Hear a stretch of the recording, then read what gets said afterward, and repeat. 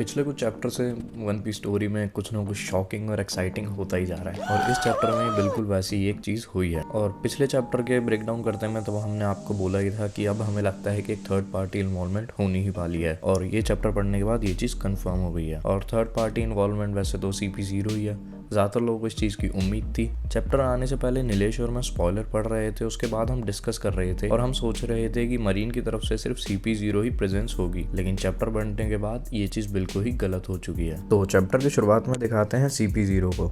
CP0 को information मिल रही होती है कि ओनिगाशिमा में एक और ड्रैगन देखा गया है जो बिल्कुल काइडो की तरह था, लेकिन वो काइडो नहीं था, उसका कलर अलग था। तो वहाँ पर CP0 एक कंक्लूजन तभी निकाल लेती है कि वो वेगा पंख के डेविल फ्रूट वाला ड्रैगन होगा और अगर वो काइडो के खिलाफ है तो मतलब स्ट्रॉ हैट के साथ है, मतलब वो स्ट्रॉ हैट के साथ है तो मतलब काइडो के खिलाफ है, एक ही बात है। वहाँ पर CP0 फोन पे बात कर रही होती है किससे और वहाँ पर वो बताते हैं कि अगर ऐसा होता है कि काइडो हार जाता है तो वानो एक कंट्री है जिसपे मरीन का कोई भी अब तक रूल एंड मतलब मरीन से वो एफिलेटेड नहीं है, इसलिए वो अपना लॉ एंड ऑर्डर वहाँ पर लागू करेंगे अगर काइडो हार जाता है। और उस चीज़ के लिए वहाँ पर शिप्स पहुंच रही हैं मरीन के, मतलब यहाँ पे ये चीज़ क्लियर हो जाती है कि अब मरीन की काफ़ी बड़ी आर्मी आने वाली है वानो में और हो सकता है कि वो बैटल में भी एंगेज करे और करेगी ही, वरना फिर तो कोई फ़ायदा ही नहीं है मरीन को भेजने का वहाँ पर। और यही थर्ड पार्टी इन्वॉल्वमेंट अब होने वाली है। बाकी यहाँ पर बैटल के बारे में फिर से बताया जाता है कि बैटल शुरुआत हुई थी 30,020 पायरेट वर्सेस 5,400 समुराइज के बीच और अब बैटल है 12,000 वर्सेस 8,000 समुराइज।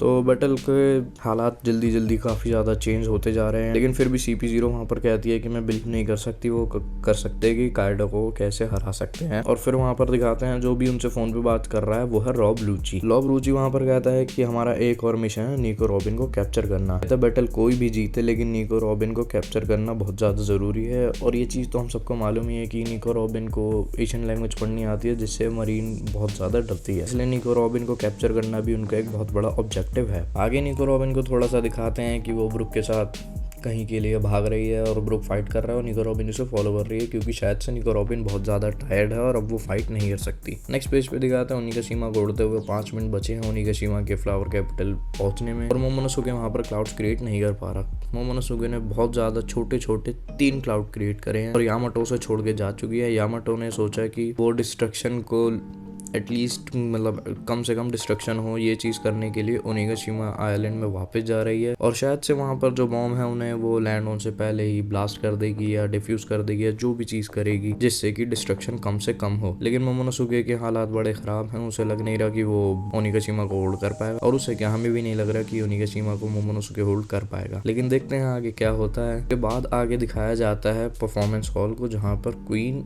और सांजी की फाइट हो रही है। क्वीन और सांजी की फाइट पहले पेज देख के तो ऐसा लग रहा है वो कहीं भी नहीं पहुंच रही है और कुछ ज़्यादा इंटरेस्टिंग भी नहीं हो रही है जैसे जोरो और किंग की हो रही थी, मतलब दोनों एक दूसरे को डॉज कर रहे हैं, बल्कि यहाँ पर किंग वो क्वीन पर ही थोड़ा सा अपर हैंड है। वहाँ पर वो बार बार क्वीन कह रहा है कि मुझे जर्मा 66 की पावर बैटल सूट देखना है और सांजी वो रिफ्यूज कर रहा है। आपको मालूम ही है सांजी वो रिफ्यूज करता है शुरू से ही क्योंकि उसे नहीं पसंद विंस्मोक के नाम से उसे जाना जाए। लेकिन सांजी के साथ यहाँ कुछ तकलीफ हो रही है, सांजी को अपनी बॉडी कुछ नॉर्मल नहीं लग रही, वो बहुत अजीब सा फील करने लगा है और आगे फाइट में क्वीन एक ऐसी चीज कर देता है जो कि वन पीस के कैरेक्टर्स को काफी ज्यादा अजीब लगी और वन पीस के कैरेक्टर्स को ही नहीं, ये चीज मुझे भी बहुत ज्यादा अजीब लगी। क्वीन की ये जो बड़ी सी बॉडी है उस बॉडी में से क्वीन अपनी पूंछ से लेके सर तक का जो हिस्सा है एक स्नेक की तरह हिस्सा है उसका, वो अपनी बॉडी से अलग कर लेता है, जो उसके पेट टांगे वगैरह हैं उन चीजों से अलग कर लेता है और वो स्नेक की तरह बन जाता है जिसका नाम है ब्राचियो स्नेकस, जो नाम से ही स्नेक जैसा लग रहा है। ये देखकर सब हैरान हो जाते हैं और उन सब में मैं भी आता हूँ और वो सांजी को ग्रैब कर लेता है अपनी स्नेक वाली फॉर्म में और उसे क्रश करने की कोशिश करता है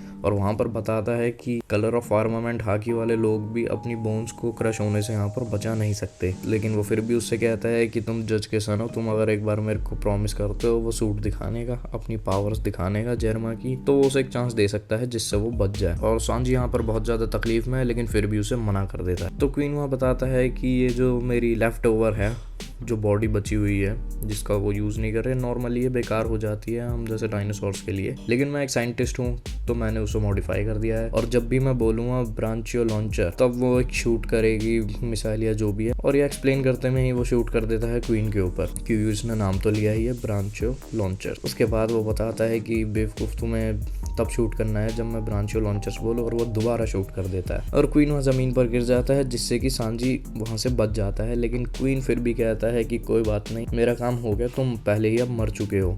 और सांजी वहाँ पर एक ज़ॉम्बी की तरह दिख रहा होता है। ये चीज़ चॉपर भी कहता है कि तुम बिल्कुल एक ज़ॉम्बी की तरह लग रहे हो। और वहाँ पर किसी ने कहा है कि सांगोरो तुम्हारी सारी हड्डियाँ टूट चुकी हैं। लेकिन फिर भी एकदम से सांजी सीधा खड़ा है और सांजी को फिर से अपनी बॉडी के साथ कुछ गड़बड़ लग रही है और वो मन ही मन सोचता है कि मैंने वो पावर्स अवेक ना कर ली हो जो कि मेरे भाइयों ने कर ली।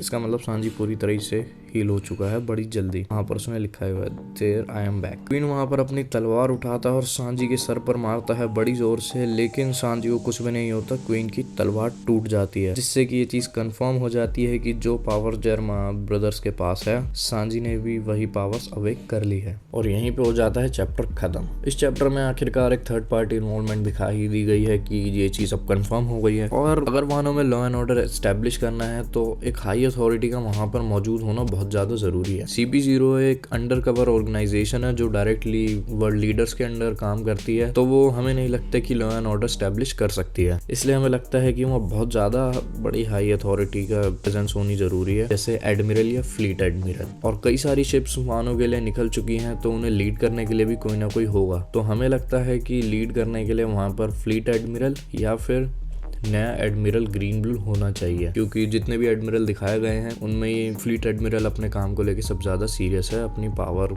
मरीन की पावर लोगों को दिखाने के लिए। और ग्रीन बुल के बारे में अभी हम कुछ जानते नहीं है, तो उम्मीद करते हैं मरीन भी वानो में जल्दी पहुंच जाए और फाइट में एक बहुत बड़ा ट्विस्ट आए। और हो सकता है कि मरीन के अलावा भी वानो में और भी पार्टीज की इन्वॉल्वमेंट हो जाए। बाकी ये चीज तो आगे हमें वन पीस स्टोरी में ही पता चलेगी। और सांजी की पावर मुझे काफी ज्यादा पसंद आई, कुछ अलग है जोरो से। अब वो हाकी नहीं, पूरा आर्मामेंट ही बन चुका है। जर्मा 66 की पावर वैसे भी मुझे काफी ज्यादा अच्छी लगी थी, उसके सूट के बाद वो पावरफुल हो ही जाता है। तो सांजी की पावर अब भी काफ़ी ज़्यादा अच्छी दिखाई गई है, लेकिन उम्मीद करता हूँ कि उसके इमोशन वाला सीन नहीं होना चाहिए। बाकी अगर ये वीडियो आपको अच्छी लगी हो तो लाइक, सब्सक्राइब एंड शेयर।